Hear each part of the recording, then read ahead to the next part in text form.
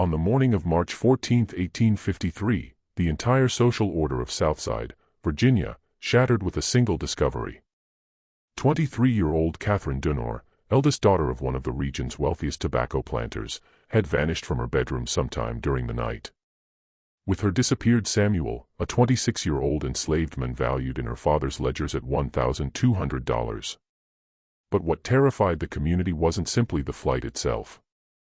It was what searchers found hidden beneath loose floorboards in Catherine's chamber, 47 letters written in Samuel's hand detailing not an abduction, but a meticulously planned escape that had been orchestrated for over 18 months. The implications were unspeakable. Authorities buried the evidence immediately.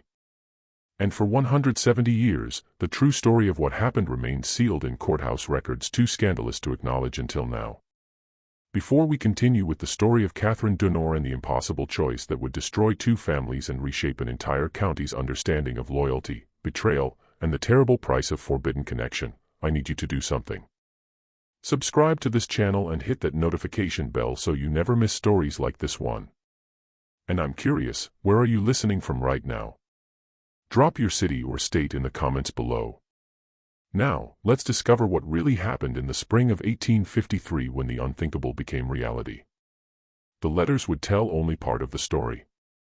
The rest would emerge in testimonies given under duress, in whispered confessions, and in the horrifying discovery made 6 months later in a cabin 30 miles north of the Mason-Dixon line. Dunor Hall stood 3 miles outside the town of Dawn, Virginia, a 2-story brick manor house that commanded views of rolling tobacco fields stretching toward the North Carolina border.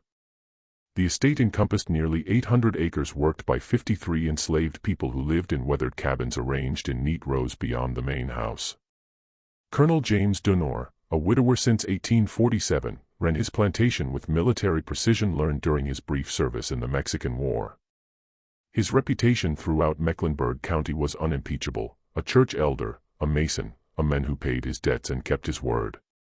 Catherine had been raised in this world of rigid certainty. After her mother's death from fever when Catherine was 17, she had assumed management of the household, overseeing the kitchen, the dairy, the gardens, and the domestic staff. She was known throughout the county as a capable, if somewhat reserved, young woman.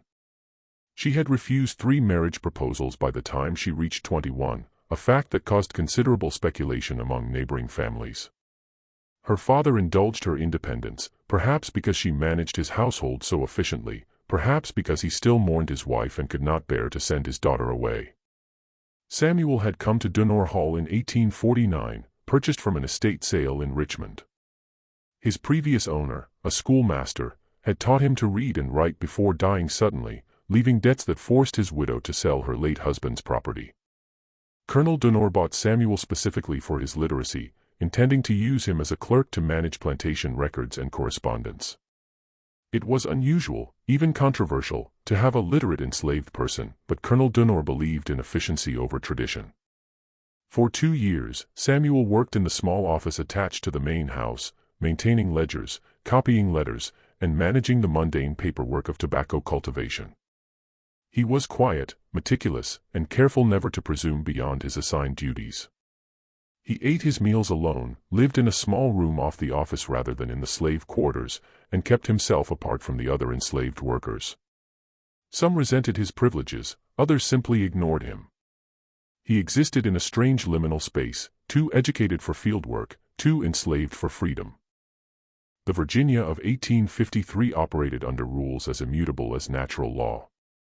White and black occupied separate worlds, separated by laws that prescribed every interaction, every boundary, every consequence for transgression. The Fugitive Slave Act of 1850 had made the North less safe for runaways, with federal commissioners authorized to force the return of escaped slaves and punish anyone who aided them. Tensions between abolitionists and slave catchers had turned the border states into a battlefield of ideology and economics. In this landscape of rigid hierarchy, Catherine and Samuel's daily interactions had been unremarkable for nearly 2 years. She would bring household accounts for him to transcribe. He would prepare correspondence for her father's signature. They spoke only of practical matters, always in the presence of others, always maintaining the careful distance that society demanded. No one could say precisely when things changed. But sometime during the summer of 1851, conversations that should have remained brief began to extend. Questions about bookkeeping became discussions of literature. Samuel had read extensively during his years with the schoolmaster, Shakespeare, Milton, the classics that formed the foundation of educated thought. Catherine, educated by tutors but starved for intellectual companionship in the isolated plantation world, found herself drawn into discussions that began about plantation business and ended elsewhere entirely. By autumn of that year, Catherine had begun visiting the office more frequently, often in the evening hours when her father was occupied with his own business. She brought books from the house library, volumes her father never opened. Samuel would read passages aloud, his voice careful and measured, always stopping the moment anyone else approached. These sessions were never acknowledged openly. If questioned, Catherine would explain she was reviewing accounts. Samuel never spoke of them at all. The winter of 1851 passed without incident. But in the spring of 1852, something shifted. Catherine began appearing in the office with a troubled expression, her questions becoming more direct, more dangerous. She asked about Samuel's life before Dunor Hall. She asked what he thought about the debates raging in Congress over slavery's expansion westward. She asked questions that could get him killed simply for answering honestly. Samuel's responses, recorded later in testimony, were always measured. He never forgot, could never afford to forget, the nature of their positions. But he answered, and in those answers delivered in his precise, educated voice, Catherine began to see not the property her father's ledgers described, but something her world had taught her was impossible to acknowledge. By summer of 1852, the impossible had become undeniable. The exact nature of their relationship would be debated, disputed, and distorted in the months to come. But what cannot be denied is this: by August of that year, Catherine and Samuel had begun planning an escape that would require betraying everyone Catherine had ever known and risking both their lives in pursuit of something that had no name in the language of 1853 Virginia. The planning was meticulous. Samuel, with access to plantation records, knew exactly how much cash Colonel Dunor kept in the house safe. He knew the schedule of the night watchmen who patrolled the slave quarters. He knew which routes north were most heavily monitored by slave catchers and which were less traveled. Catherine contributed knowledge Samuel could never have obtained: the social calendar of the county's elite families, the timing of her father's business trips, the layout of the main house's interior. They corresponded through letters hidden in the false bottom of the accounts ledger, a space Samuel had carefully constructed during the long winter evenings. Catherine would leave her letters there when she brought the household accounts. Samuel would reply, and she would retrieve his responses the following day. It was incredibly dangerous. Discovery would mean Samuel's certain death and Catherine's social destruction, but they continued through autumn and into winter.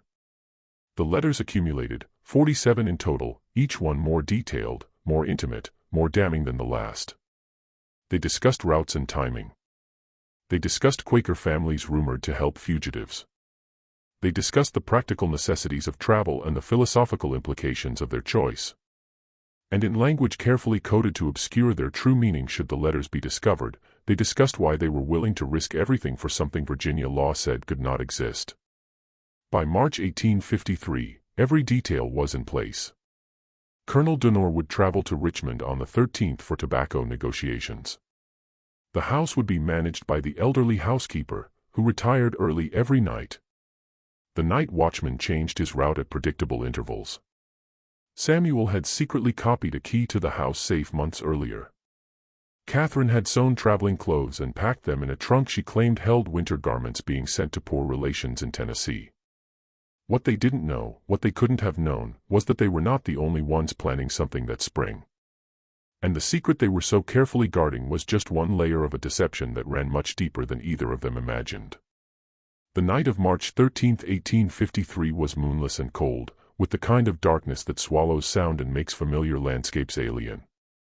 Colonel Dunor had departed for Richmond that morning as planned, riding in his carriage with his manservant, a journey that would keep him away for 3 days. The house settled into its evening routine with mechanical predictability. Catherine retired to her room at 9 o'clock, as was her custom. The housekeeper, Mrs. Hawthorne, checked on her briefly before heading to her own quarters in the back wing. The house grew quiet. Downstairs, Samuel completed his evening tasks, banking the fire in the office and arranging the next day's correspondence on Colonel Dunor's desk. To any observer, it was an evening like any other. What happened next would have to be reconstructed from evidence and testimony, as there were no witnesses to the actual departure.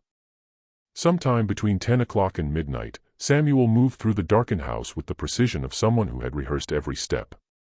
He used his copied key to open the safe in Colonel Dunor's study, removing approximately $300 in gold and paper currency, not the full amount, but enough to fund their journey without making the theft immediately obvious. Catherine, meanwhile, had not undressed for bed. She wore traveling clothes beneath her nightgown, and her packed trunk waited in the wardrobe.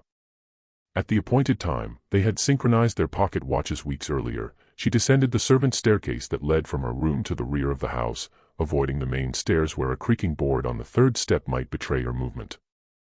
They met in the summer kitchen, a separate building connected to the main house by a covered walkway.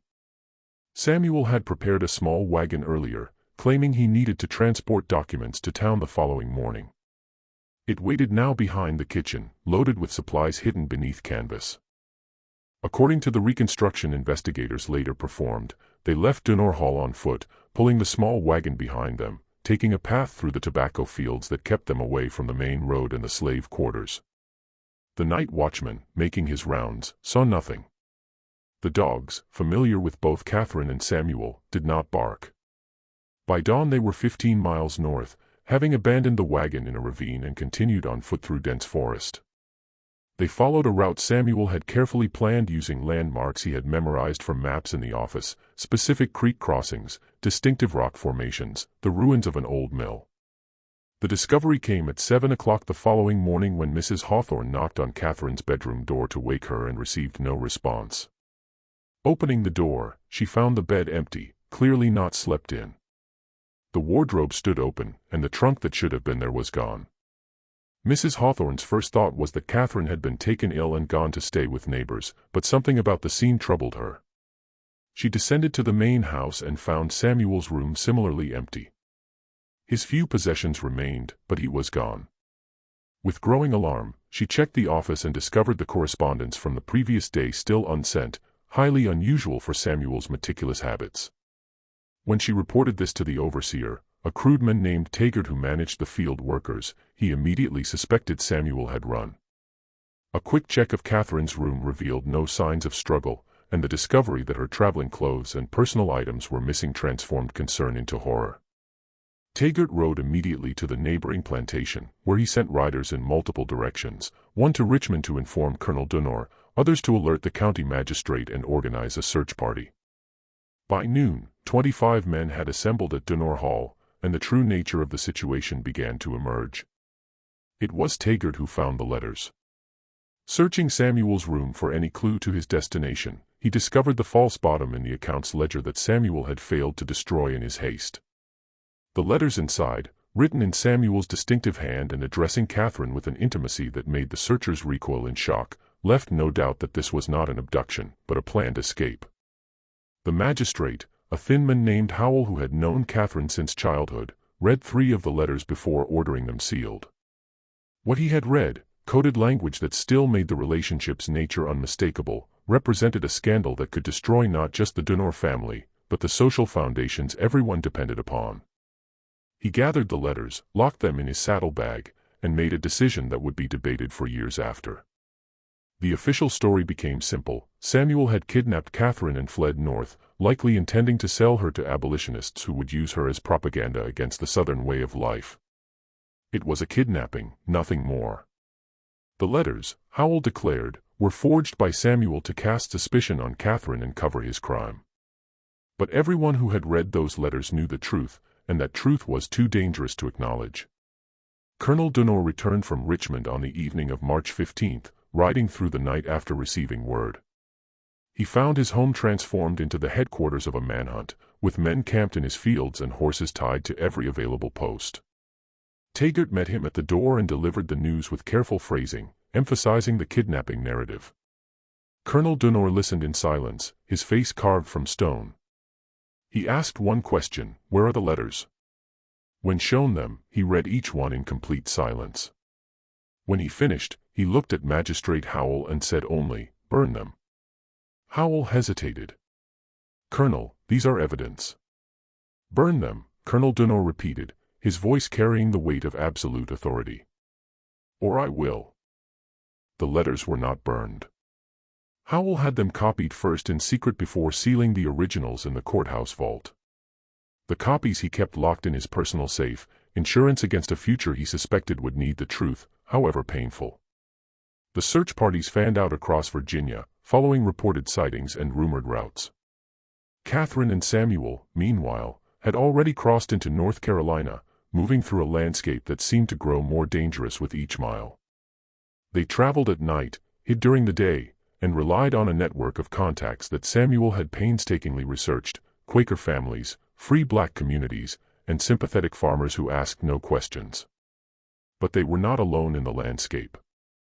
Behind them came not just the official search parties, but something far more dangerous: slave catchers who had read about the reward Colonel Dunor had posted. $500 for Samuel's return, dead or alive, and $1,000 for information leading to Catherine's safe recovery. The reward notice distributed across 3 states carefully maintained the kidnapping narrative. But the amounts told their own story. No one posted such sums for a simple runaway and his victim. What neither Catherine nor Samuel knew, what they couldn't have known, was that the letters Howell had sealed contained information that made their escape infinitely more complex than anyone suspected. And back at Dunor Hall, as the investigation continued, searchers would make a discovery in Catherine's room that would transform the scandal from merely shocking to absolutely catastrophic. The discovery came 3 days after the flight, when Mrs. Hawthorne, cleaning Catherine's room with the desperate energy of someone trying to restore order to chaos, found a loose floorboard beneath the bedside table. Prying it up, she discovered a small wooden box containing items that made her cry out in shock. Inside the box, a daguerreotype of Samuel, clearly commissioned secretly, as no photographer in Mecklenburg County would have created such an image. Beside it, a woman's wedding ring, simple gold, sized for Catherine's finger. And beneath these, a letter in Catherine's own handwriting, unfinished, dated 2 weeks before the escape. Mrs. Hawthorne read only the first lines before dropping it as if burned. "Dearest Samuel," it began. "By the time you read this, we will either have succeeded in our flight or perished in the attempt. But I write this to leave a record, should we fail, of the truth that Virginia law prevents us from speaking. The child I carry is yours." The letter was never completed. What Catherine had intended to write in the rest of that letter, what she had planned to do with it, would never be known, but its existence transformed everything. This was not simply a flight for freedom or even a forbidden romance. This was a woman fleeing with the father of her unborn child, a child that Virginia law would have automatically enslaved at birth. A child whose very existence would have been an abomination to the society that birthed them both. Mrs. Hawthorne brought the box to Taggart with trembling hands. He brought it to Magistrate Howell. Howell, reading the unfinished letter, made a decision that would haunt him until his death 23 years later. He placed the contents back in the box, sealed it, and locked it in the courthouse vault alongside the letters. Then he returned to Dunor Hall and told Colonel Dunor in private exactly what had been found. What Colonel Dunor did next would become the subject of whispered speculation for generations. He ordered every searcher from his property immediately. He canceled the reward. He sent word to every contact in Virginia, North Carolina, and beyond that the search was over. His daughter, he announced, had died, taken ill suddenly, and buried in an unmarked grave to avoid scandal. Samuel, he claimed, had been found dead 2 counties away, shot while resisting capture. Both statements were lies, but they were lies that protected something Colonel Dunor valued more than truth: the reputation of his family and the social order he had spent his life upholding. Better to claim his daughter dead than to acknowledge what she had done. Better to invent an ending than to allow the real story to continue. But Catherine and Samuel were still alive, still moving north through a landscape that had become exponentially more dangerous, not because of pursuit, which had suddenly, mysteriously ceased, but because of what they carried with them. A secret that grew with each passing day. A life that represented the complete destruction of every rule their world was built upon. The abrupt end to the official search created more questions than it answered. In taverns and parlors across Mecklenburg County, people whispered about Colonel Dunor's strange behavior. Some believed his story about Catherine's death. Others suspected she had been hidden away in an asylum, her mind broken by the ordeal. The most cynical suggested that Dunor had paid bounty hunters privately to handle the matter quietly away from public scrutiny. Magistrate Howell, sworn to secrecy but burdened by conscience, maintained the official narrative while privately documenting every piece of evidence he could gather. His personal journals, discovered after his death in 1876, reveal a man torn between duty to his friend and horror at the truth he was concealing. In an entry dated April 3, 1853, he wrote, "I have today sealed evidence of a crime that is no crime, of a love that is no love, of a child that cannot exist in the eyes of God or law. May the Lord forgive me for hiding truth, but may He also forgive me if I reveal it." At Dunor Hall, life attempted to return to normal, but the plantation bore the marks of what had happened. Colonel Dunor dismissed Taggart within a week, paying him a substantial sum to leave Virginia and never speak of the case. Mrs. Hawthorne remained, but she grew increasingly withdrawn, spending hours in the chapel, praying for Catherine's soul. The house itself seemed to mourn. Rooms that Catherine had managed stood empty and unused, her possessions packed away, her name spoken only in whispers, if at all. The enslaved population at Dunor Hall understood more than the white family suspected. Samuel had been an outsider among them, but his literate status had made him valuable in ways the masters never recognized. He had written letters for those who couldn't write, read documents that affected their lives, and quietly shared information about the broader world. His disappearance with Catherine became a source of complex emotions. Some saw it as reckless and dangerous, inviting retaliation on all of them. Others viewed it as an impossible dream briefly realized. In the months that followed, rumors filtered back through the underground networks that connected enslaved communities across state lines. A couple matching Catherine and Samuel's description had been seen in Pennsylvania. Someone had sheltered them in a Quaker household near the Maryland border. A woman claiming to be a widow from Virginia had given birth in a boarding house in Philadelphia. These rumors reached Dunor Hall through circuitous routes, a word passed from a traveling peddler to a kitchen worker, a letter delivered to the wrong address and quietly shared before being destroyed. Colonel Dunor heard none of them. Or if he did, he gave no sign. He had built a wall around the truth, and he maintained it with grim determination. But walls, however sturdy, cannot hold forever against the pressure of truth. And 6 months after Catherine and Samuel's flight, that truth would force its way into the light in a manner no one could have anticipated. The revelation began not in Virginia, but in a small town in southern Ohio called Ripley, a notorious stop on the Underground Railroad. In September 1853, a Presbyterian minister named John Rankin, known for his abolitionist activities, received a letter from Philadelphia. The letter, signed with a name Rankin didn't recognize, requested assistance in contacting certain parties in Virginia regarding a legal matter of inheritance. Rankin, suspicious of any communication that mentioned Virginia and inheritance in the same breath, common tricks used by slave catchers, initially ignored the letter. But a second letter arrived 2 weeks later. This one more explicit. It contained information that could only have come from someone intimately familiar with Mecklenburg County, Virginia, and it mentioned Colonel James Dunor by name. Intrigued despite his caution, Rankin replied to a Philadelphia address asking for clarification. What he received in return was a 9-page letter that detailed the events of March 1853 from Catherine's perspective, written in her own hand. The letter explained their flight, confirmed their marriage by a sympathetic minister in Pennsylvania, and detailed the birth of a daughter in August 1853. But the letter's primary purpose was neither explanation nor justification. Catherine was writing because Samuel was dead.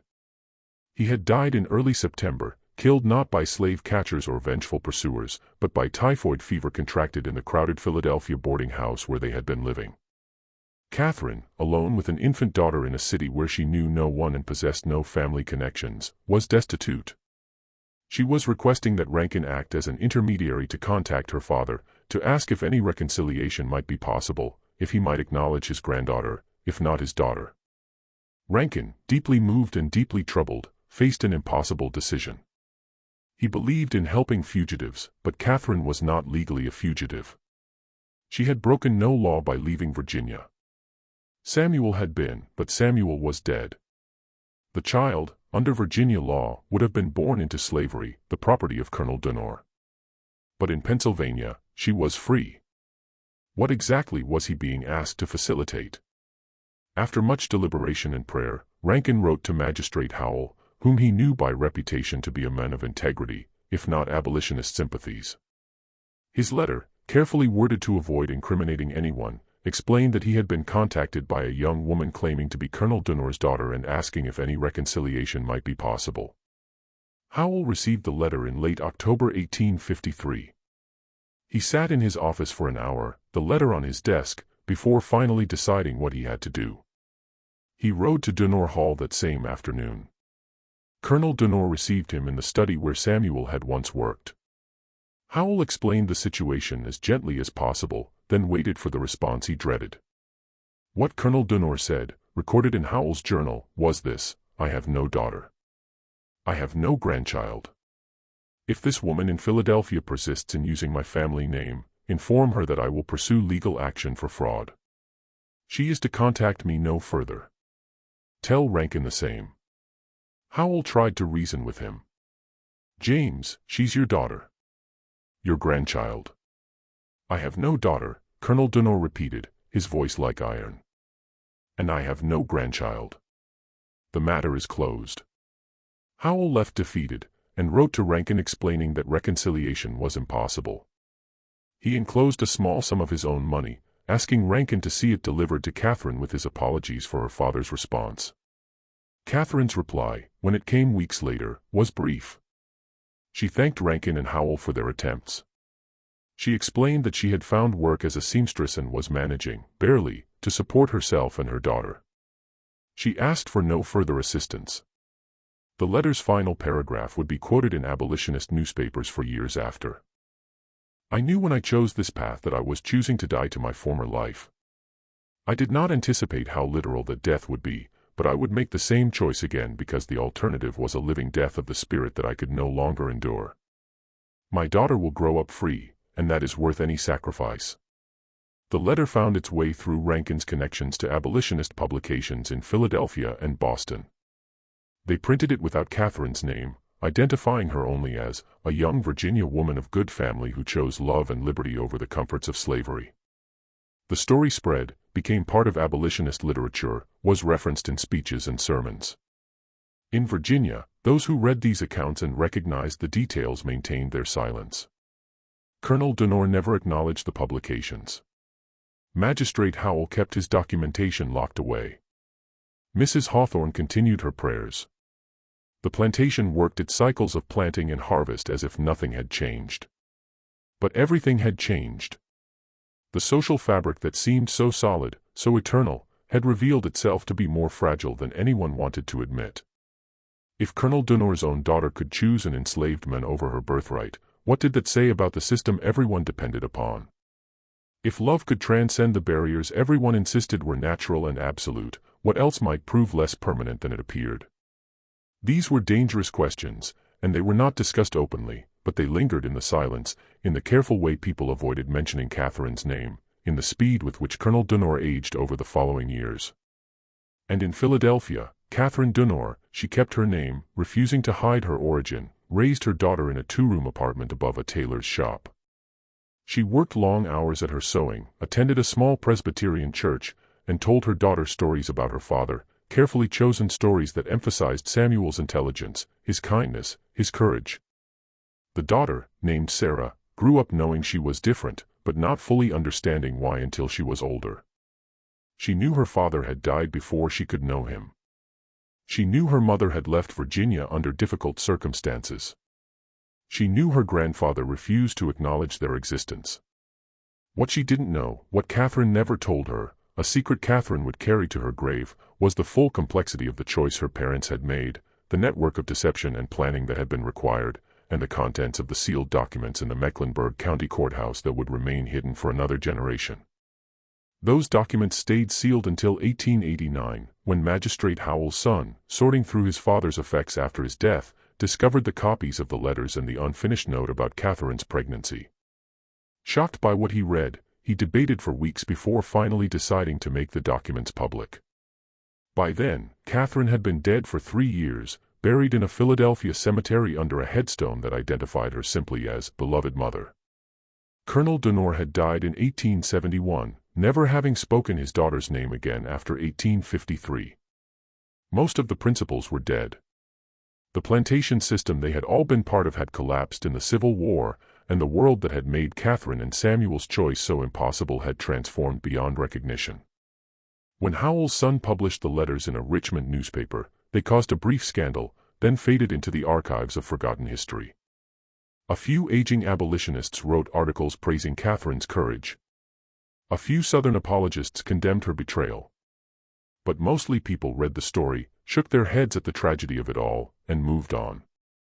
What they didn't know, what the letters themselves couldn't reveal, was that the story they thought they knew was still incomplete. Because there had been one more letter, never sent, never read, and never included in the courthouse records.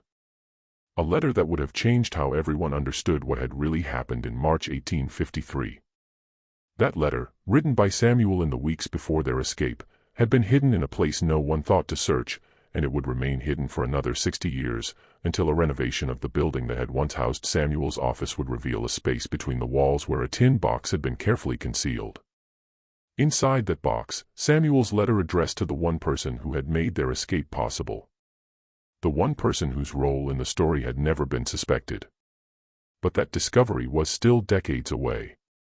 In 1853, as winter approached and the scandal faded from immediate consciousness, the people of Mecklenburg County returned to their lives, convinced they understood what had happened, even as the truth remained carefully buried beneath layers of deception, self-deception, and deliberate silence. The winter of 1853–54 brought unusual cold to Virginia, with ice storms that damaged tobacco plants and left the roads impassable for days at a time.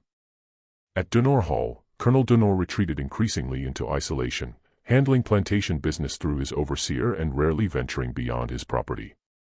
His health, robust despite his 62 years, began to decline visibly.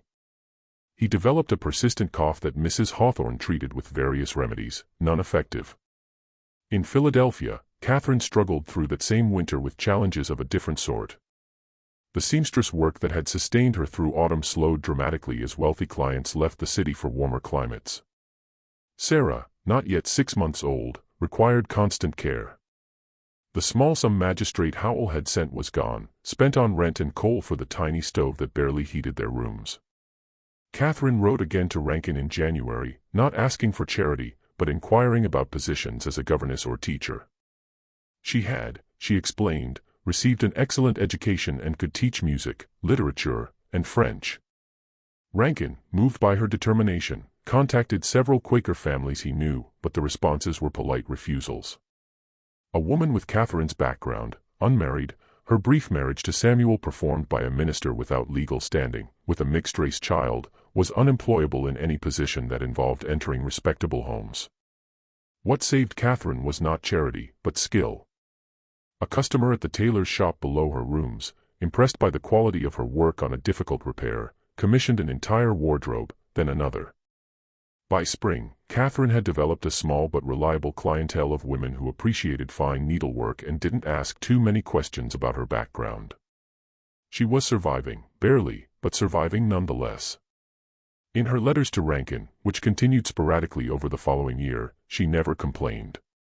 She wrote instead about Sarah's development, her first teeth, her first attempts at words. She wrote about the city, about the free black community she had cautiously begun to know, about the strange freedom of living without the constant surveillance of plantation society. "I am not happy," she wrote in April 1854. "But I am free to be unhappy in my own way, and that is a kind of happiness I never knew in Virginia. Sarah will grow up in a world that, while far from just, at least permits her existence. That is enough." But in Virginia, questions that should have been settled continued to surface. In the spring of 1854, a man appeared in Boydton claiming to be a journalist from Baltimore, researching stories about the Underground Railroad. He asked questions about the Dunor case, about Catherine and Samuel, about the circumstances of their flight. Local authorities, warned by Magistrate Howell, refused to speak with him. He left after a week, but his presence had revived gossip that had finally begun to die down. Mrs. Hawthorne, questioned by Colonel Dunor about what the journalist had been asking, reluctantly reported that he seemed particularly interested in Samuel, in his education and his role at the plantation. He had asked whether Samuel had family in Virginia, whether he had been known to associate with abolitionists, whether he had ever traveled north before his escape. These questions troubled Colonel Dunor deeply. He had Samuel's personal effects, the few items left in his room, brought to the study. There was almost nothing: a Bible, some clothing, a few books. But tucked into the Bible was a single sheet of paper folded small that Dunor hadn't noticed before. He unfolded it and found himself reading a letter in unfamiliar handwriting addressed to Samuel, dated November 1852. The letter was brief and carefully worded. "Your inquiry is noted.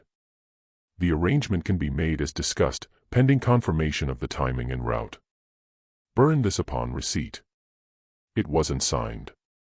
Colonel Dunor read it 3 times, his expression growing darker with each reading. What arrangement? What route? He had assumed, everyone had assumed, that Catherine and Samuel had planned their escape alone, that it was an impulsive act of desperation or passion. But this letter suggested something different. Preparation. Coordination. Outside assistance arranged months in advance. He brought the letter to Magistrate Howell the next day. Howell examined it carefully, noting the paper quality, the handwriting style, the lack of any identifying marks. "This suggests," he said slowly, "that Samuel had contacts with the Underground Railroad well before March. That their escape wasn't spontaneous, but carefully coordinated with people who had experience moving fugitives north." "Who?" Colonel Dunor demanded. "Who helped them?" Howell had no answer. The handwriting matched none of the known abolitionists operating in Virginia or North Carolina. The paper was common quality, available anywhere. There were no clues to pursue. But the discovery transformed their understanding of the case. If Samuel had outside help, if the escape was part of a larger network's operations, then everything they thought they knew needed reconsideration. Catherine might not have been a willing participant, but rather a victim of a sophisticated abduction scheme. The letters in her handwriting could have been forged or coerced. It was a comforting theory for Colonel Dunor, and he embraced it eagerly. His daughter had been targeted by abolitionists, manipulated by a literate enslaved man who was working with outside agitators, and essentially kidnapped in a sophisticated plot to embarrass Virginia's planter class. It wasn't perfect, but it was better than the alternative. Magistrate Howell let him believe it, though his own journals revealed skepticism. The letters in Catherine's hand had been too detailed, too emotionally genuine to have been coerced, and the unfinished note about her pregnancy couldn't be explained away as abolitionist propaganda. But he said nothing, allowing his friend whatever comfort the theory provided. The journalist from Baltimore appeared again in June 1854, this time in Richmond, asking questions at the Customs House about travel north in early 1853. He specifically inquired about a couple matching Catherine and Samuel's description who might have traveled by train or coach. The customs officials reported his inquiries to Virginia's governor, who ordered an investigation into the man's background. What they discovered was troubling. The journalist was not a journalist at all, but a lawyer from Pennsylvania retained by an unnamed client to investigate the circumstances of Samuel's death. The lawyer, when confronted, claimed attorney-client privilege and refused to explain who had retained him or why. Virginia authorities, lacking jurisdiction, could do nothing but warn him against continuing his inquiries in their state. The lawyer left Virginia, but continued his investigation from Pennsylvania. His reports, filed with his mysterious client, documented a pattern that would only become clear years later. Samuel had not been a random target for Underground Railroad recruitment, but had been specifically sought out, contacted, and assisted because of his unique position at Dunor Hall. Someone had known that Samuel was literate, that he had access to plantation records, that he worked closely with the master's daughter. Someone had arranged contact with him, had provided advice on planning the escape, had coordinated assistance along their route north. The question was why. What made this particular escape worth the investment of time and resources that Underground Railroad operators usually reserved for larger groups or politically significant cases? The answer lay in a letter Samuel had written but never sent. the letter hidden in the wall of his office, addressed to the person who had made everything possible. But that letter remained undiscovered, and so the pattern remained incomplete. In Philadelphia, Catherine received a visit in July 1854 from a well-dressed black man who introduced himself as a minister and friend of Samuel's. He expressed condolences on Samuel's death and asked if there was anything she needed. Catherine, suspicious of unexpected visitors, was nonetheless moved by his obvious sincerity. She admitted that she was managing, but that life was difficult. The minister, his name was Reverend Theodore Jenkins, returned a week later with a proposal. A family he knew, Quakers living in Lancaster County, needed a governess for their 3 daughters. They were aware of Catherine's circumstances and were willing to employ her, providing a cottage on their property where she and Sarah could live. The position would include meals, a modest salary, and education for Sarah when she was old enough. Catherine accepted gratefully, and by August 1854 she and Sarah had moved to Lancaster County, to a small stone cottage on the property of Isaac and Rebecca Norton, prosperous farmers whose commitment to abolition was matched by their commitment to practical assistance. For the next 3 years, Catherine lived there in relative stability, teaching the Norton daughters, helping Rebecca with household tasks, and raising Sarah in an environment that, while not without its challenges, was fundamentally kind. But Reverend Jenkins's interest in her welfare was not purely charitable. He visited occasionally, always bringing small gifts for Sarah, always asking careful questions about Catherine's life in Virginia, about Samuel, about the circumstances of their escape. Catherine, lonely and grateful for adult conversation, gradually shared more than she intended. Jenkins was particularly interested in Samuel's role at Donore Hall.